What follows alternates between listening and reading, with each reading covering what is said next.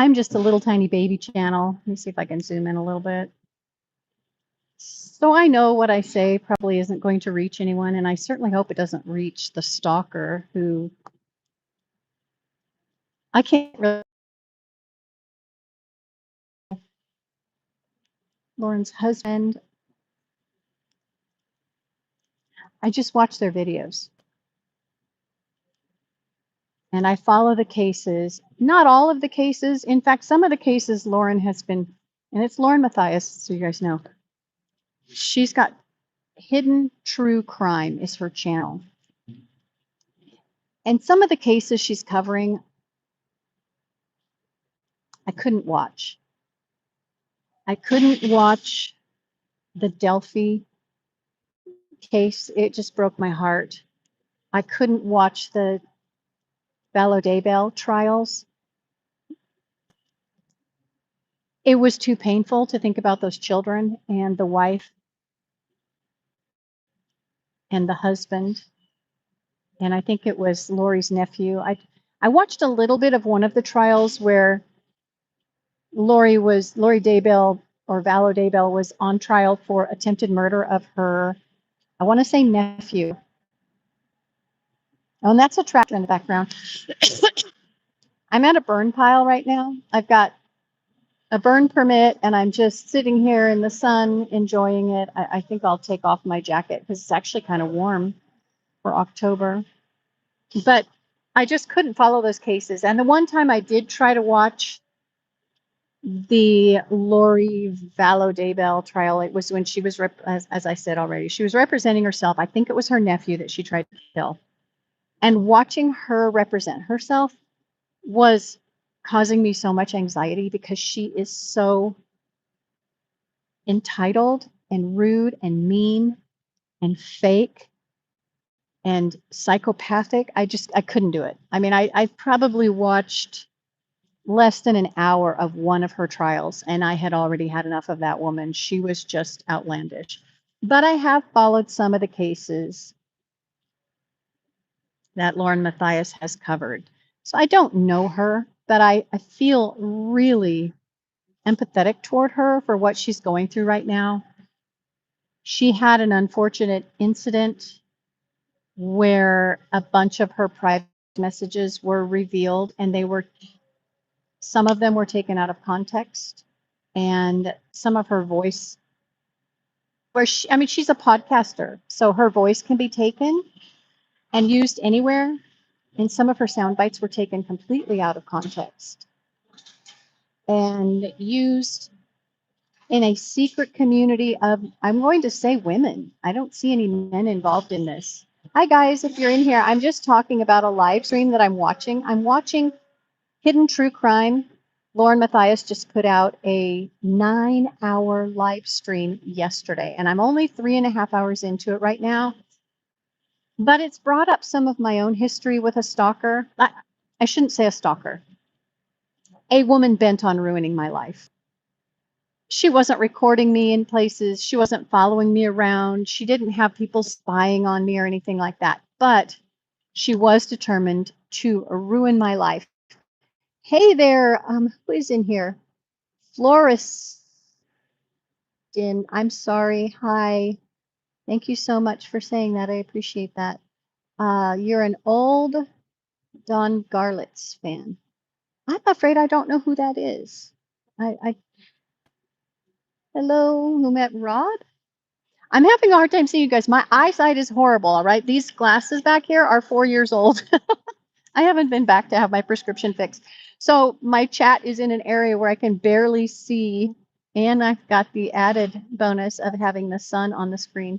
So anyway, I'm following this live stream, and Lauren is talking. I believe she's in a hotel room with her producer, and they're recording this 9-hour live stream. I think it was yesterday / last night. 9 hours, you guys. I'm only 3.5 into it, and my heart breaks for her because my husband and I experienced someone who got it in her mind that we needed to be destroyed. And there were a few things that happened that were concerning. First of all, The first time I saw her, we had just moved to a town where both of us had lived previously, but not when we were together. We lived there at the same time, but didn't know each other. And it's a small town, but we didn't know each other. But we were moving back to that town together as a married couple and moving into a family home that had been in the family for a while. Anyway, when we first moved there, my grandmother was in an assisted living community, and she needed a lot of help. She was probably at the highest level of care. So I was visiting her, and one time, in order to get to her, I had to walk past what you would call the nurse's station. And I looked in and I saw a woman in that nurse's station, and an instant thought in my head, and I mean, it was almost an audible voice in my head, and it was a weird thing, said, "That woman is crazy." I had no history with her. I had this much history with her. I did not know her. I just noticed her. And of course, immediately I'm kind of like hitting myself on the back, like, what are you doing talking about? Why would you even think that? You just saw her. Don't be judgy. That's just some kind of a bias you've got against her. Don't be that way. Okay. I just kind of like washed it away and thought, that was rude. I shouldn't have thought that about that woman. I don't even know her. Why would I say that? Or why would my brain say that to me? That woman is crazy. I should not have even thought that, let alone had that almost audible voice in my head. Just it was just a thought. If you've ever had that where something just comes into your brain and it's like, boom, that's what it was. So the next time I saw her, and like I said, it's a small town. It wasn't a city even. It was a small town. Was at church. Now, I was done going to church when my husband and I moved to that town. I'd been through a very painful experience at church. It was again, a small community, a lot of gossip. People will take one kernel of truth and turn it into an entire bouquet of poop flowers if they can, right? So I was experiencing that through a church. The secretary was talking about me, the pastors were talking about pastor's wife. None of them knew what was going on in my life. But all of a sudden I was a drug addict and other things. And actually I had just hurt my back and I was taking a lot of ibuprofen because my back hurt.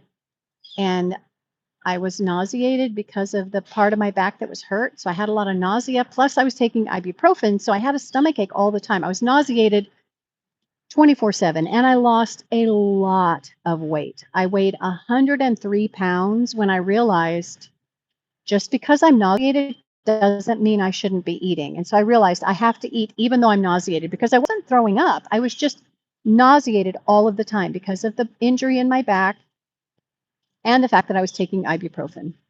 I wasn't off on any kind of disability or anything. I was still working. At the time, I was working at least 2 jobs, maybe more. I worked at both the local university and at the junior college. And what happened was the junior college, they gave me a new chair at my desk. And the new chair put me at a different level. I wasn't able to lower it enough. And because of that, I was like hunched over and it caused muscle spasms. And those spasms were squeezing a nerve. It took me 3 or more months to figure out it was a muscle spasm. I went to a physical therapist finally. I had no medical insurance. I couldn't just go to the doctor because it cost me money. And I was living on the edge of, I was working a lot to pay my bills. Okay. I didn't have a substance abuse problem, even though the rumors coming from the church secretary were that I was a drug addict. I just lost a lot of weight. I was super skinny. Yes, I weighed 103 pounds. I was very thin. I'm 5'5.5". I say I'm 5'6". I try not to be a liar, but I was 5'5.5". Okay. 103 pounds is extremely thin. So the rumor around town was that I was a drug addict, and it started in the church. And there were other rumors associated with it that were partially true. One of them was I was hanging out in bars, and that is partially true. I was. That's where I met my husband. And there was one bar in town whenever my friend, well, not really friend, but this man who I had known since I was a little girl, and he was a friend of the family's. Whenever he came to town and was playing at this one particular bar, I would go and watch him play. Now, he's a Grammy award-winning musician and singer, okay? I'm allowed to go watch my friend play, and he only plays in, at wineries and bars and things like that, and going to this bar, it was almost free to go see him at wasn't going to pay a bunch of money and go to a winery when I could just go to the bar and see him. As soon as I walked in the door, the bartender would go brew a pot of decaffeinated coffee for me because she knew that's all I was going to drink. So the rumor that I was an alcoholic, well, that I was hanging out in bars, that was true. I was. In fact, I met my husband at a biker bar, and when he saw me, I was once again drinking a cup of coffee. Wow. Okay, so bad me, right? I was also hanging out at the public library, at various diners around town. I was working at the time when I met my husband, I was working 3 jobs. I didn't have time to hang out in bars. I did stop once a week at a bar in another town where I was working and have 1 beer with my cousin because that was the only time I saw him. I don't even know how I figured out he was at that bar, but I worked a job once a week in this town, and I would stop and have 1 beer, and I would sit for an hour and a half to 2 hours to make sure I metabolized it, and then I would drive home. So yes, I was hanging out in bars. Anyway, this was my church experience. So when we moved to this little town, I was not interested in church at all. Well, my husband and I went to a memorial service for his uncle at that church. And my husband really liked the pastor. So after a while, he talked me into going to the church. And I said, okay. I liked the pastor too when he gave the message, but I was terrified of Christians at the time, you guys. I was a Christian, and I was so afraid of Christians that I didn't want to be around them. I would rather hang out with bikers at the biker bar than hang out with Christians at church at that point in my life. So we went to church, and at the end of our first time there, the brand new worship pastor's wife had a table out front, and she was recruiting people to be on or involved with the worship team. Okay. Well, in that service, I had seen that woman going way back. She was on the worship team. She was up on the stage and she was singing. She had a beautiful voice, really pretty voice. And I thought, oh, okay, so that was just me being judgy when I saw her in the nurse's station talking. When that kind of snap thought came to my head, that woman's crazy. Okay, that was just me being judgmental. I don't know where that would have come from, but okay. So she was up on stage. Well, I ended up signing up to be part of the worship team. I didn't want to, but the worship pastor's wife, she is just an amazing person. I love her so much. We got to know each other. It turns out I had been communicating with her a handful of years earlier about her son and her nonprofit foundation. I'm forgetting where they lived at the time. We were multiple hours away from each other, but I was working as a journalist, and I got this press release, and I contacted her through email. We went back and forth, and I was really interested because her son was born with problems, and they started a nonprofit foundation to help other children born with this problem to not be born with this problem. It's something that can be treated before they're even born, and it can be life-threatening. It can kill them, this condition, if they aren't treated properly. So she wanted to change hospital protocol, OBGYN protocol, and she successfully lobbied Congress. Hello, she's an amazing woman. And she got treatment for women, for pregnant women, changed in how they were handled prenatally if they had this problem with their child. So she and I had been communicating for years. I started getting to know her a little bit. I was working with her husband real closely on the worship team. They didn't know it, but I had been writing plays and writing skits and things like that and songs for multiple years with the previous church and also for the school district. I was a curriculum writer. And not officially, my name's not on much, but I was writing curriculum for a school district with a group of other creatives. We had both, I was in the drama, writing plays and skits, obviously. And I worked with I don't know the different terms. I'm so bad.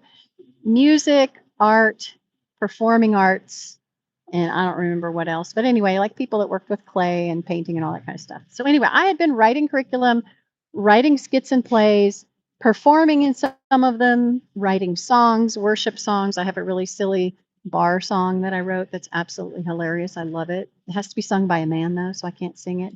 Anyway, I got to know her, and pretty soon it was at the Easter service. It clicked that her son was the one. And I said, hey, I'm that person in the emails. And she goes, oh my gosh, we lost track. I can't believe it. That's so wonderful. She remembered me because most of the people who reached out to her were parents who had a child who suffered from the same condition that her son did.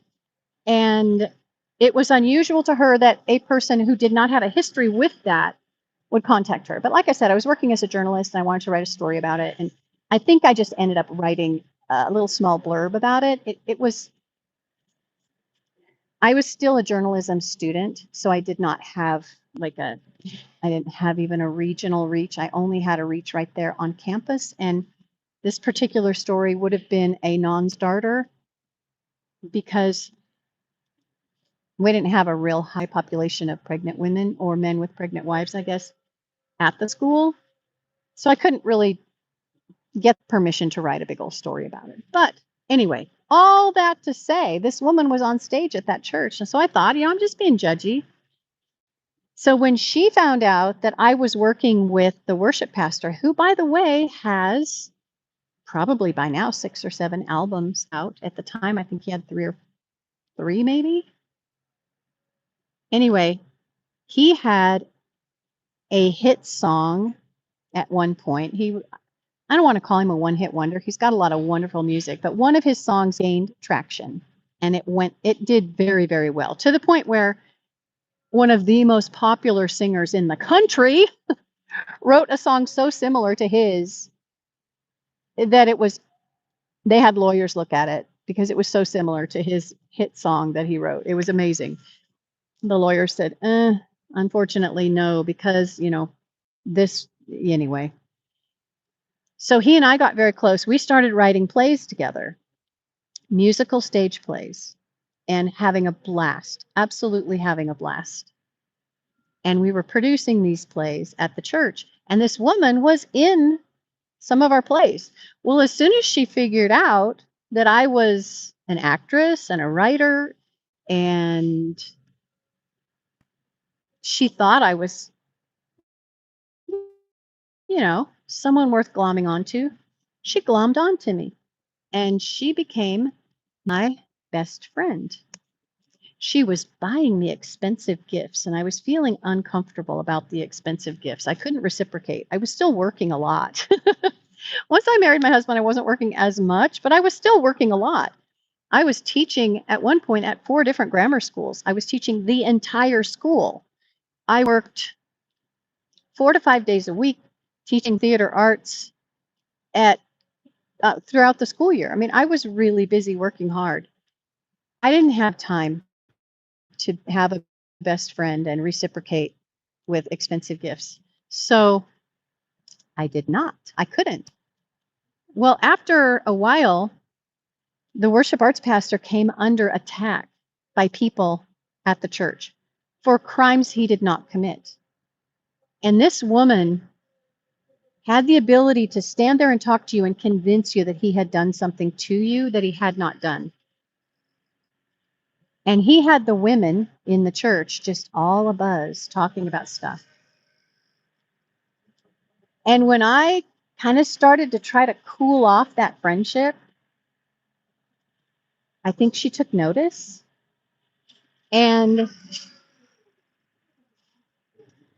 trying to think of what came first.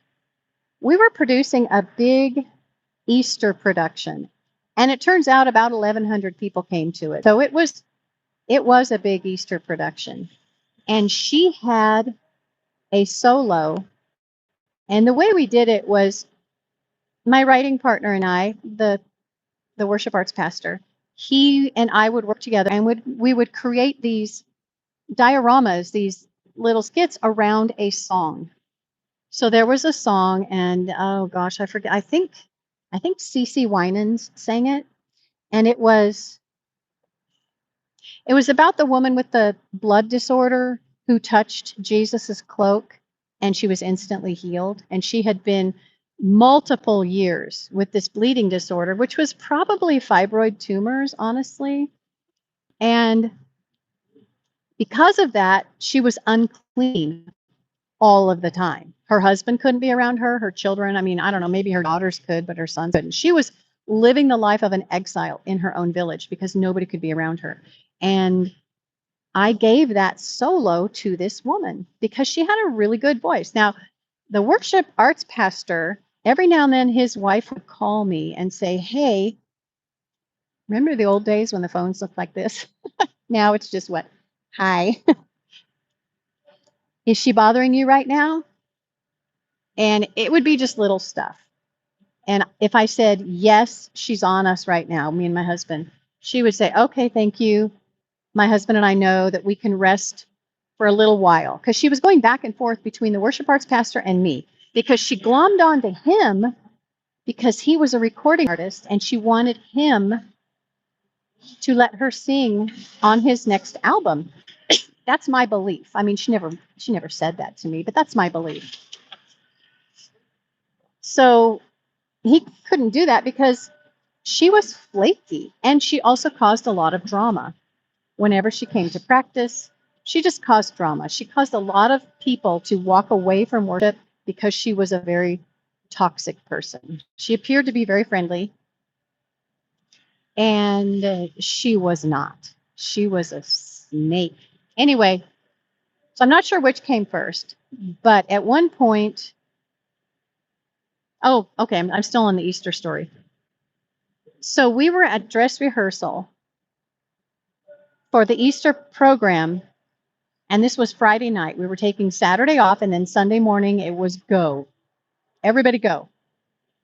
2 weeks before Easter, that God voice says to me, memorize the song and memorize the blocking.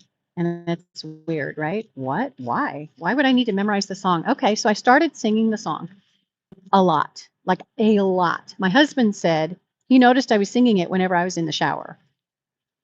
And I was like seriously singing it as if I was on stage. Also, after rehearsal, and this Easter production was big, so we had quite a few rehearsals.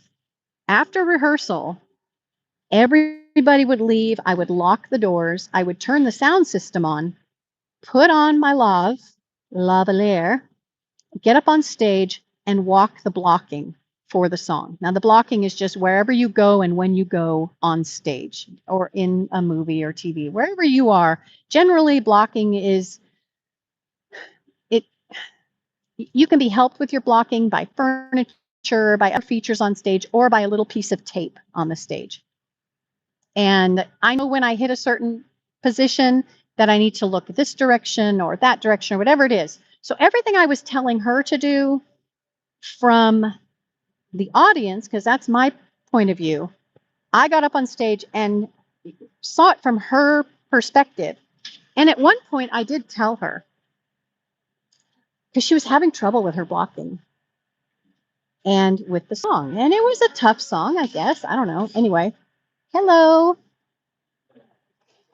Hey, Chirping Homestead. I'm talking about a psychopath who tried to ruin my life. Join in.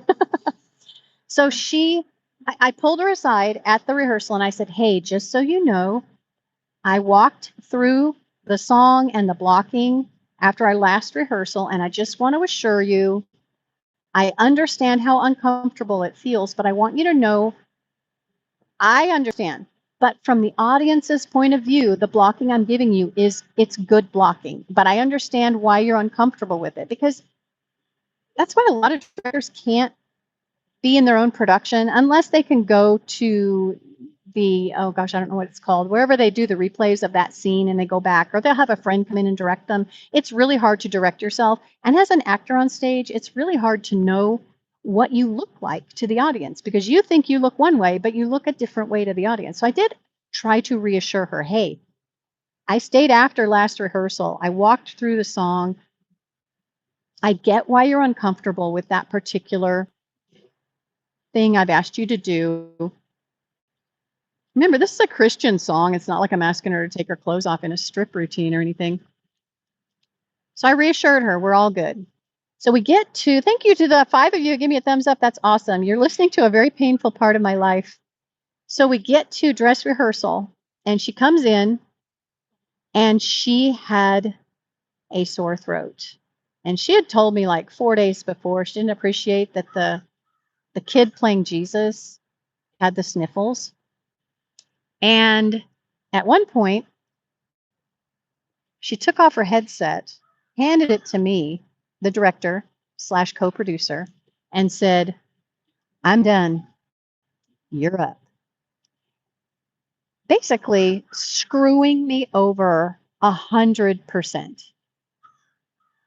Oh, that's okay. That's okay. You've got a job to do. My gosh, you have a lot to do. Oh, sour crop. I'm sorry. Oh, dang. I don't even know what to say about that. I only keep a few chickens at a time. So I'm sorry. You have a lot to deal with. No problem. I don't even know how to treat it. I have to go onto the Google machine to find out how to treat stuff when my birds get it. It's like, because it's intermittent. I'm not like you. I don't live that life 24/7. So she hands me the headset, right? So let me show you the stage. All right. Looking out, I'm trying to think of how you guys are seeing me. Here's the band. That's where my writing partner slash co-producer slash worship pastor is with the band right here. In the middle is a crowd, because remember, this is the woman with the bleeding disorder from the Bible. So there's a crowd of people here who will not touch her or even talk to her or acknowledge that she's alive, because she is unclean. And that was a big deal. And then I'm way over here by a manzanita tree that my husband crafted and made it look really cool. And I don't remember if Jesus was there with me. I think he was between me and the crowd. So the crowd is here. So the band can't see the crowd. I mean, can't see through the crowd to see what's going on. Well, after she handed me her headset, Jesus walks up to me. That's not his real name. He was just an actor playing Jesus. And he says, "Hey, I feel like I need to run through this a couple more times because it was dress rehearsal." And I said, "No problem. I got you." So I put the headset on and I told the band, "Go." So the band started and I started singing. And here's what's going on. You'll want to stay for this one. My friend slash co-producer slash writing partner, worship pastor, he's over here playing guitar and singing. No, they're not singing. I'm singing way over here on the other side of the stage. I'm sorry, you guys can't see how big my stage is because it's like right here and right here.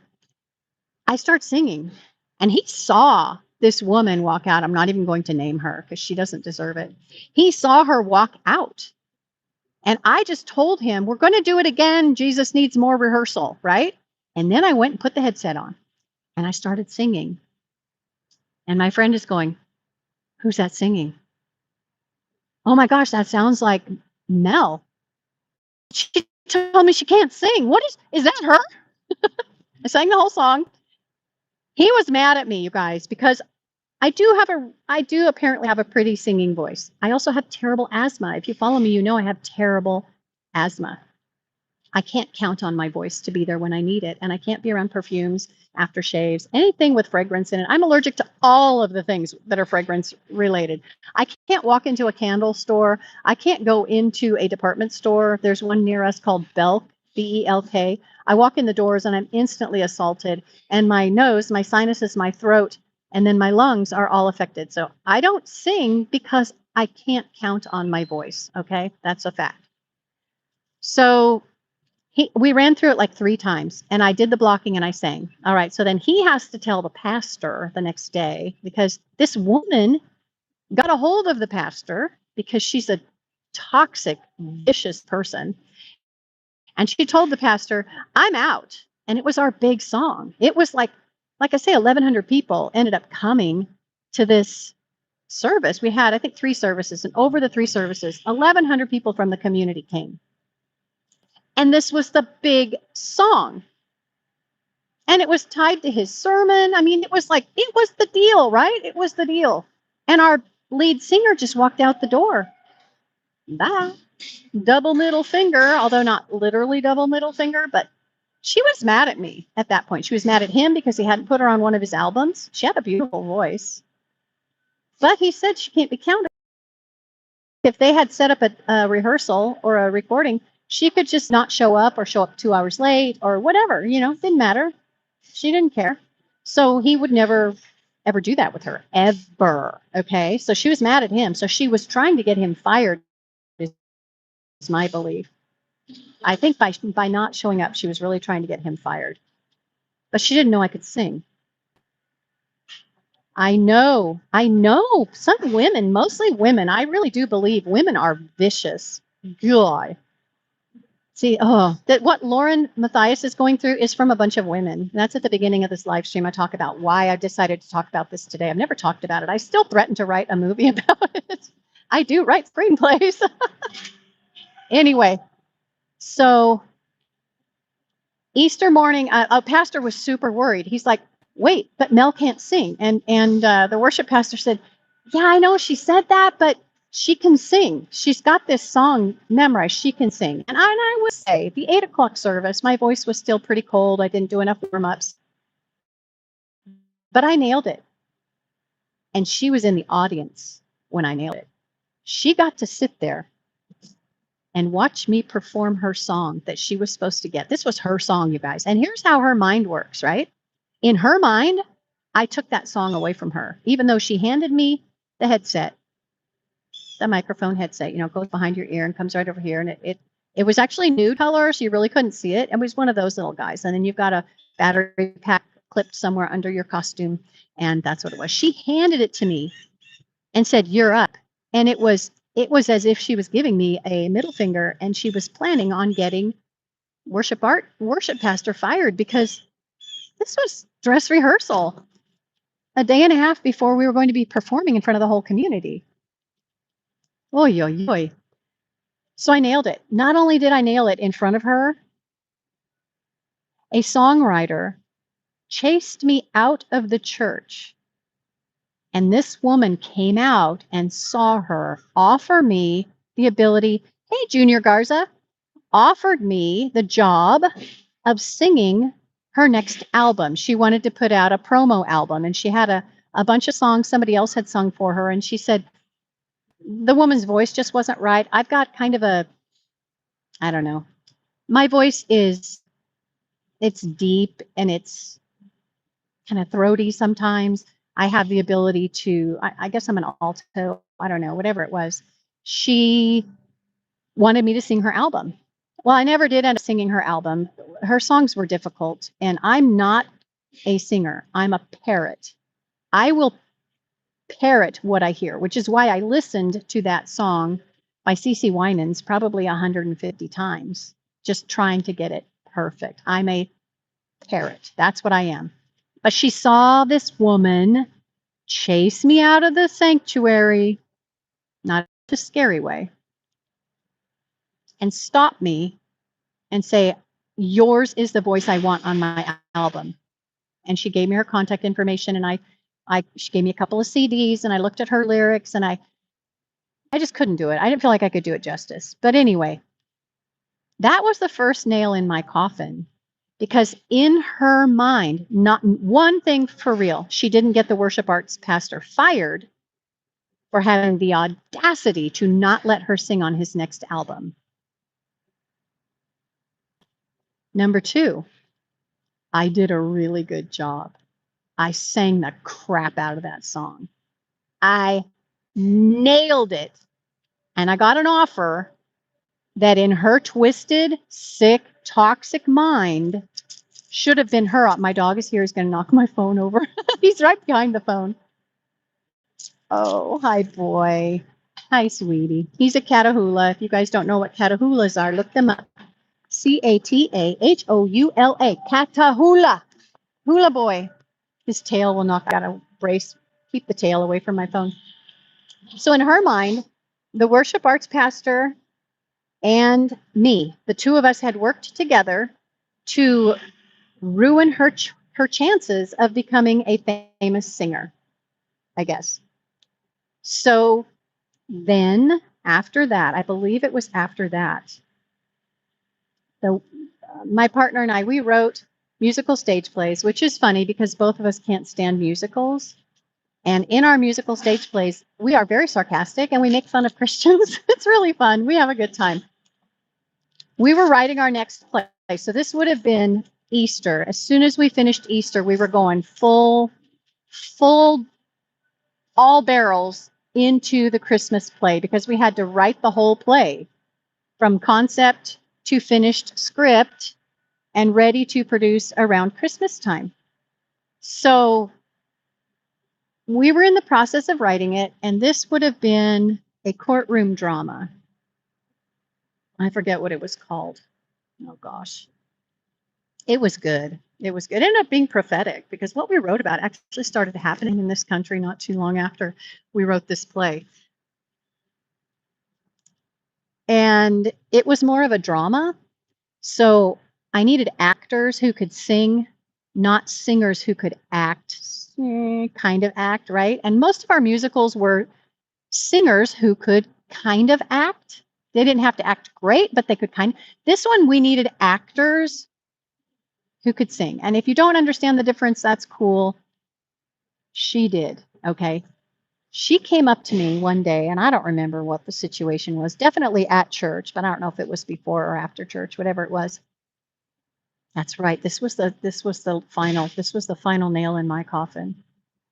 She came up to me and she said, "Hey, sis," because when you call a woman sis, it means you guys are buddy-buddy, right? It means I was in her crosshairs.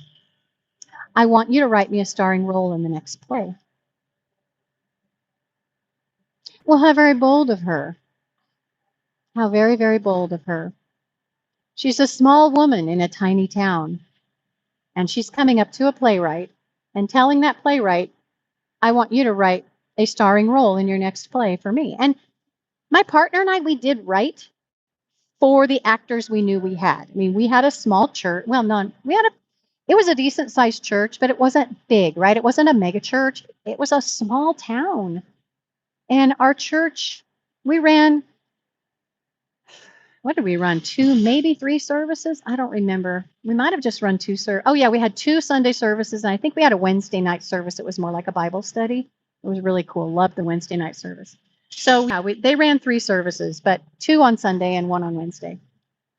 So for this woman to come up to me, and I'm writing plays that can be produced on the world stage. I'm not just writing for this little tiny town. My partner and I, he was a Nashville singer for a long time. He had a hit. I'm an actress. I've been in movies, TV. I've been on the radio. I've got stuff. I've got stuff, you guys. At the time, I was in more than a dozen local TV commercials, which most people didn't know about because I didn't tell anybody I was an actress. They knew I was a drama teacher, but I didn't tell anybody I was an actress. Why would I do that? Why would I walk around town saying, "I'm an actress"? Oh, oh, oh. I've been in crappy little local commercials for a decade. Oh. Anyway, I said, "Oh, I would, but I need actors who can sing for this one. It's a pretty serious musical. I need people with really strong acting chops." Have you ever told a sociopath that they can't have what they want? I did. And I went straight home. So it wasn't church because my husband was at home. So I don't know why I was there, but I was at church. Went home and I told my husband, "Well, I just did it. I just had to tell that heinous sack of poo no." I just had to tell her no. So I told my husband what I said. And then I called my writing partner's wife and I said, "Hey, I just want to let you know what I just had to tell her. I just told her no."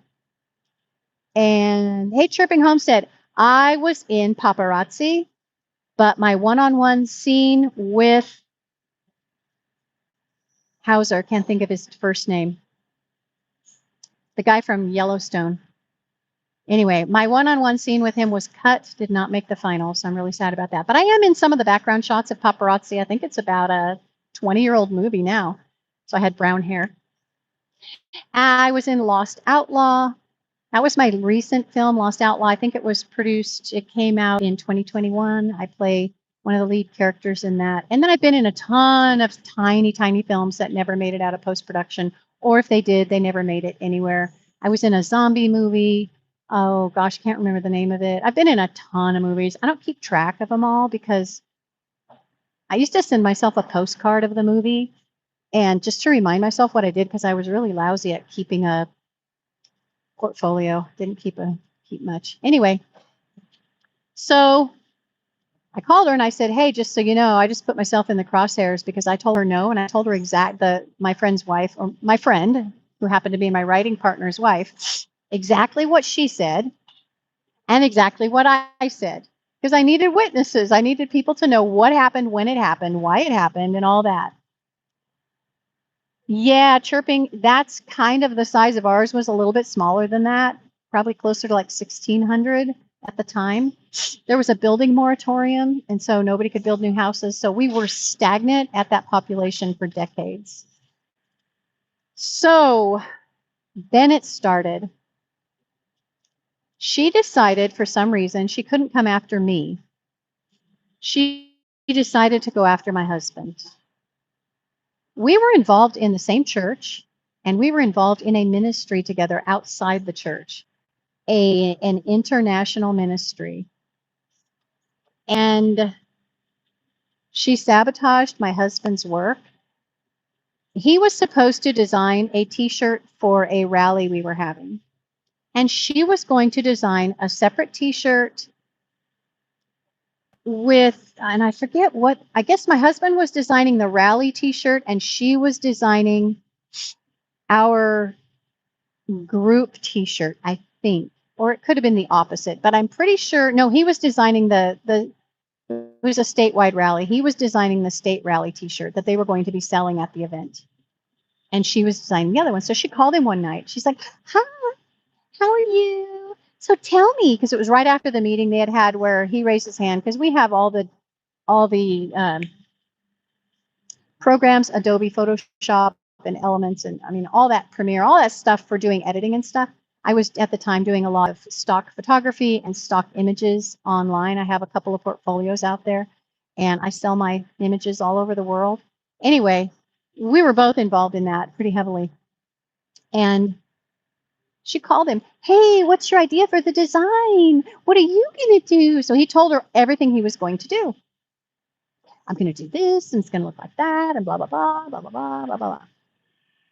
We get to the next meeting, and it was probably a week later, because we were having pretty regular meetings because we were putting on the state rally in our county. And so we were doing all that stuff.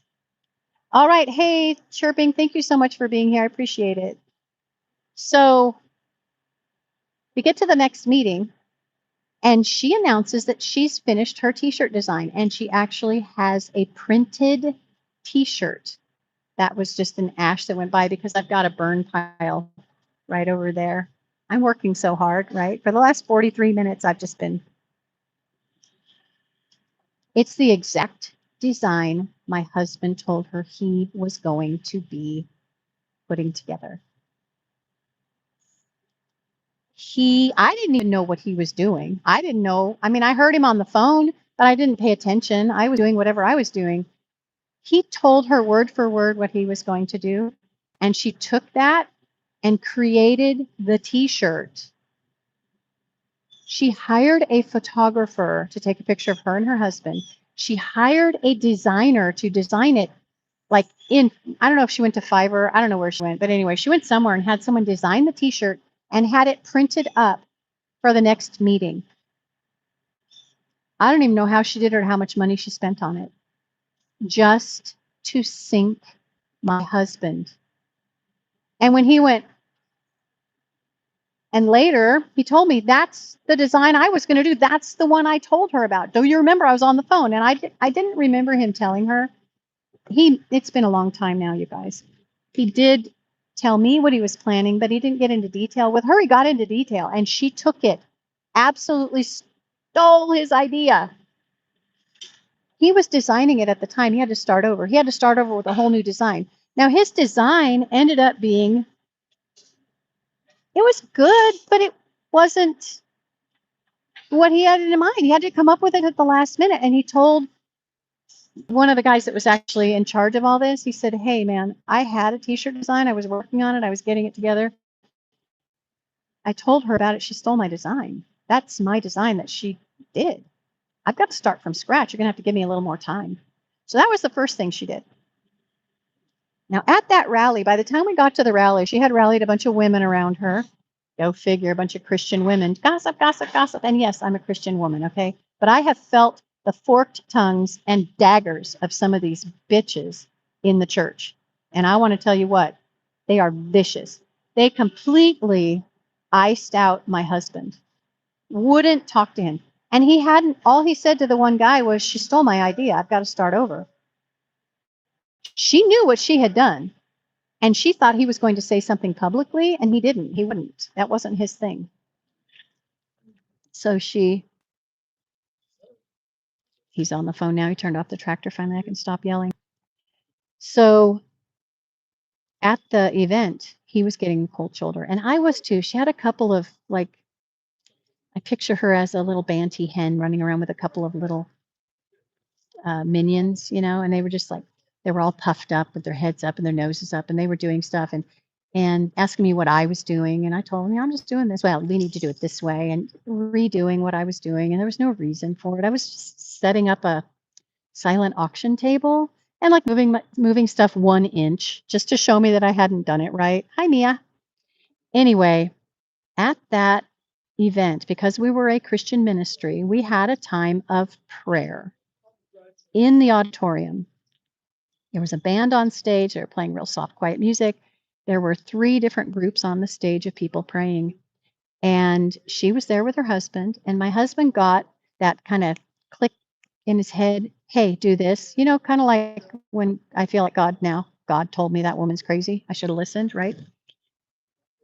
And the thought or the feeling or the whatever it was go and pray with her, because my husband didn't know what he had done that made her hate him so much and cause other people to hate him so much. Well, what he had done was I had told her, "No, I'm not going to write you a starring role in the next play." And I had stolen her song in her mind that she gave me because she either was sick or pretended to be sick. And then I got offered that singing contract from the songwriter. So in her mind, my husband hadn't done anything, but she was going to ruin me by ruining my husband. So he gets this thought, pray with her, because he was just torn up. He was torn inside out, a lot like what John Matthias is going through right now from Hidden True Crime, dealing with the fact that his wife is being stalked by this group of women, terrorized by them with these veiled threats. So he was beside himself.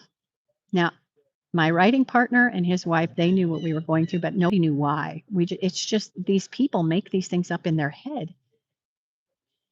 So he goes up to her and he puts his hand out and he says, "Will you come pray with me?"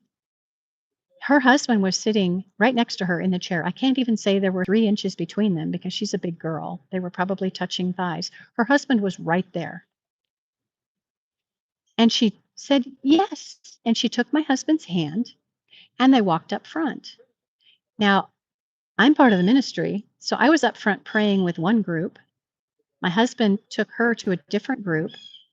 I was happy to see it. I thought, well, maybe they can have some prayer and resolution, because we knew she was crazy. We knew she was vindictive. We knew she was a horrible, hateful, evil, dangerous person. But the hope was prayer would help heal her toxic, putrid hurt. So they prayed in a circle. There were 200 people in the room. The band was playing very low, very quiet. Maybe 4 groups praying. I think it was 3, but it could have been 4. It was a long time ago. It went really well. She said, "Thank you." And after that, she was fluttering all around him, being so sweet. The next day was church, and she was at church, and she was all around him. "Hi, how are you? This is wonderful." Oh, and she was just so sweet. And we went home, and he's like, "Oh my gosh, I think I created a monster." She was all over me at church. Yeah. That's what these psychopaths do. They make you think everything's fine, everything's wonderful. And maybe it was. Maybe she stopped listening to the demons in her heart at that point at church. Maybe the demons couldn't come into church because there were too many Holy Spirit represented people there. I don't know. But people started distancing themselves from my husband. I didn't notice it as much because I was involved in the ministry at the church, but I was fairly insulated. And I don't even remember if she was part of that next play. And I was working out of town. So, I mean, not like I wasn't working a long time out of town, but I worked in different towns. I had one school in our little town, but I worked in 2 different counties. I had the 4 grammar schools I was teaching at that year as an artist in residence and a specialist. And so I was in other towns most of the time teaching. I just didn't have time for her, and I think that, might have been part of the problem, I don't know.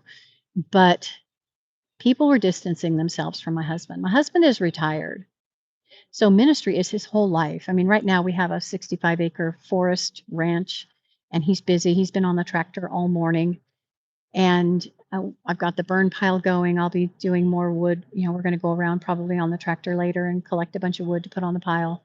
But he was noticing he was getting iced out. Like, people weren't returning phone calls. People wouldn't return text messages, emails. Actually, we probably weren't texting yet at that point. It was probably just emails and phone calls. This was a while ago. It was 2010, maybe 2011. I'm trying to think. Yeah, 2010 and 2011. So eventually, 9 months after that ministry rally, that state rally that we were at, he gets a copy of a letter. Remember the head guy that I told you my husband went to and said, "Hey, she stole my t-shirt idea. I've got to start from scratch. You're going to have to give me a little more time." Yeah. Yeah. Yeah. Yeah. I heard about it. I don't know. My husband asking me about the typhoon in Alaska, if I'd heard about it. Yes, I have. So he gets a letter, a copy of a letter that she had written to the guy that my husband said, "Hey, she stole my t-shirt idea." Like 100% stole my t-shirt idea. Word for word, what I told her I was going to do. I need more time to design a t-shirt. And actually, it's a nice design. It really is the one my husband came up with is a nice design, but it's not what it was going to be. Can't do all that at the last minute. Well, that guy got a letter from her about how, and I don't know why he held on to it for 9 months. He should have given it to my husband right away. He should have said, "Hey, this is what she sent me." I believe it was an email, but it could have been an actual physical letter. Complaining that my husband was evil, he was Satan. He physically assaulted and battered her at the prayer meeting. He grabbed her away and forced her to go down to the stage. That I was part of it. I was part of this conspiracy of evil. These demons were controlling both him and me. More ash from my fire. And on and on and on. All because she said she was sick at a dress rehearsal, handed me the headset, walked out the door. I picked up the headset and sang the crap out of the song she was supposed to sing and got offered the opportunity to get paid to sing on an album. That's what started it. The second thing was me telling her, "No, I can't write you a starring role in our next musical because I need actors. This is more of a drama. I need actors who can sing, not singers who can act." And she's not a very good actress. Like, she's a terrible actress. She's a great singer. She has a beautiful voice, but she could not act to save her life. And if I gave her a starring role, looking back, knowing her, she would have walked away again and left me with no star. I would have had to pick that up. I don't know how I could have done that. Ladies and gentlemen, we called the sheriff in our little town. We got a hold of the sheriff's substation and said, "Hey, we just got this letter. If we need to, we can get multiple witnesses, including her husband, who will say on the record that my husband is saying this, that I did not attack her at this prayer meeting." I mean, how do you argue I'm not a demon, right? But you can argue I did not physically assault this woman. We had people from around the world at this rally. Nobody saw him assault her. He walked up to her and said, "Will you come pray with me?" He had tears in his eyes when he was done because he was really hoping there was some kind of resolution, because she was so vicious after him. And getting all these other people to treat him like crap based on her rumors and lies. Well, ladies and gentlemen, I never went to the pastor about this, the lead pastor. My husband didn't go to the lead pastor that I remember. Or maybe we had to. Maybe because we did go to the sheriff. I don't know. Anyway, somehow the pastor had a meeting with her and her husband, and he told her, "You are no longer a member of this church. You need to step away." You are a troublemaker. Sorry, my asthma again. You are a troublemaker, and we don't need your type in this church. Told her husband, you're welcome to stay, but this can't be the first time your wife has behaved this way. I think you know she's a troublemaker. So she took some time off. I did see her there one more time after that, but it was our last time at church. Maybe she heard that we were moving. We sold our house and moved 3 hours away. We were fine and happy in our house. We did have a ranch 3 hours drive away, and we were planning on moving there at some point. We freaking packed up the whole thing and moved away. I blocked her on every form of social media.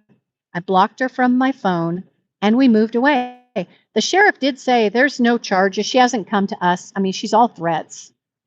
She hadn't come to them for anything, but we needed to make sure that we had a preemptive strike. We did it. We did contact our attorney, and he's the one who told us go to the sheriff's department and file a report. So we filed a preemptive report that we did not call it stalking. She wasn't really stalking us. She was just trying to ruin our lives. And I knew it was coming that first time.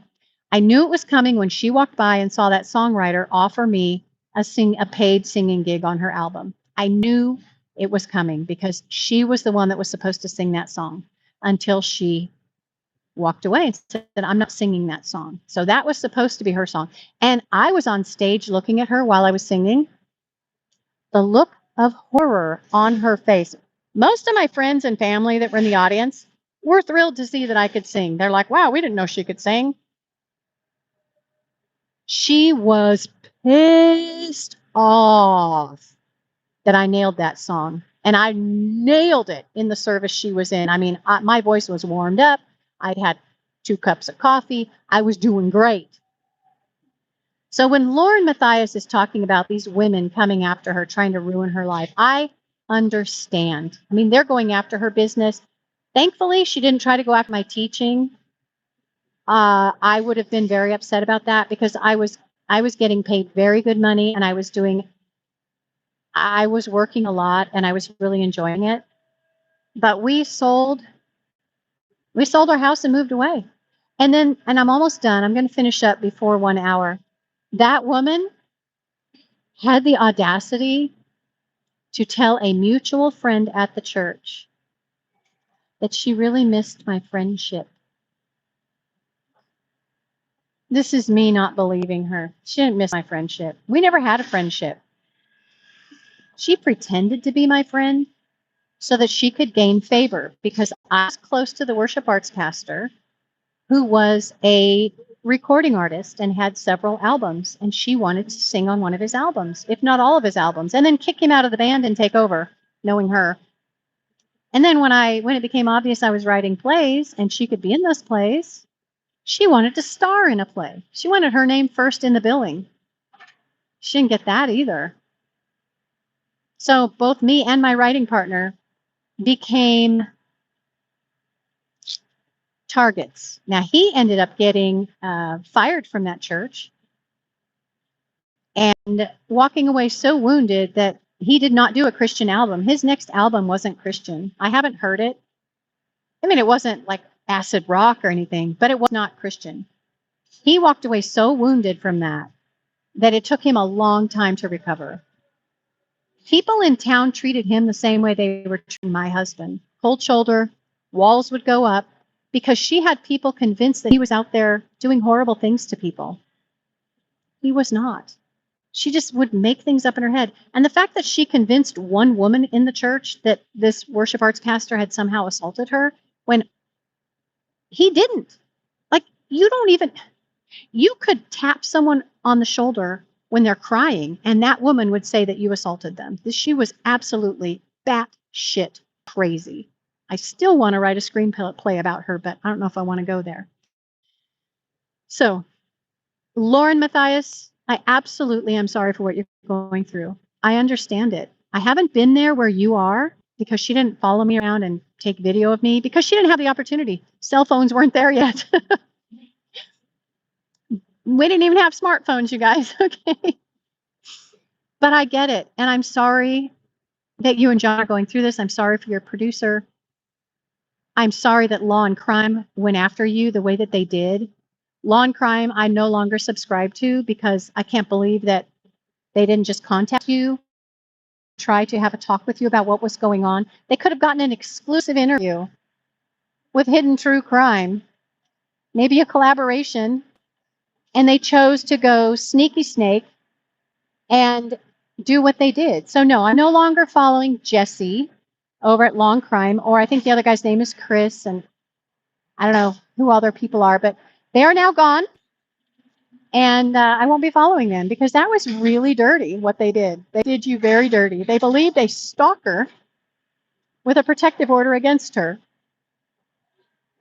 and didn't even bother to get your side of the story. I was a journalism major. I know how this works. You get 3 different point of views for your article. You don't just go with one. You call yourself a journalist? Long Crime. No, no more. Anyway, you guys, thank you so much for being here. Thank you to the 7 of you who gave me a thumbs up. I really appreciate it. I don't usually do videos like this. I normally do drag racing and ducks and goats and my husband on the tractor. And I'll point people over there. If you want to watch it, 9 hours, put your earbud in, get about your day. 9 hours of her laying out all of her receipts, all of the stuff that she knows about. She still doesn't know what she did to deserve all this. Basically, what she did was she told a psychopath, this is my opinion, based on the way this woman is behaving. And her husband probably has a better idea of what it is for real because he is a psychologist. She told a psychopath no. That's what she did. It's her crime. That's my crime. I told her no. I took the song when she flaked and walked away, and I performed it better than I expected. And then, no, sorry, it's necessary. Chirping Homestead, you're awesome. I'm just getting ready to leave because I've been on for an hour. All you have to do is tell some of these people no. You don't even have to say no sometimes. If you just don't say, that's taken as a no, and that is taken as an assault on them. So that's all Lauren did. She just told someone, stop. Stop.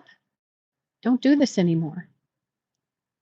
Oh, also she apologized. That's another thing you can't do with some of these people. You can't apologize. They see that as weakness. Now, I have no contact with this crazy woman from my past anymore. I don't look her up on Facebook. Every now and then I would unblock her. But she torments almost everyone she comes in contact with. She's not even allowed to go to her husband's business. Like, she is trespassed from the property where her husband rents a building because of the way she treats people when she's there. She's very, very abusive, verbally abusive, unhinged abusive to people. So she's been trespassed from her husband's business park. She can't go there. She can park on the sidewalk, on the street. She can stand on the sidewalk. She can't step foot on that property. That's how toxic this woman is. I don't have her. She's not putting my blood pressure up. Of course, I have really low blood pressure. It's probably normal right now. Well, guys, I've got to get back to my burn pile because it is just down to a few little things, and I need to burn quite a bit more. We just burn the branches that drop and, try to keep some of the litter off the forest floor the best we can. 65 acres, no, we can't do much, but we can at least keep it clean around the driveway. So I'm going to get back to that. You guys have a blessed day. Thank you to those who subscribed. I appreciate it. Like I said, this is not my normal content. My normal content is ducks, goats, gardening, a little bit of foraging here and there, and drag racing, mostly motorcycles. So if you want to come back, I usually drop about 10 shorts per evening of my goats and my ducks. And then if I'm at a drag race, which I think I'll be at drag races next weekend, I'll drop drag racing videos. So you guys be blessed. Thank you so much for those of you who are supporting my channel. I really appreciate it. And I will see you all in the next one.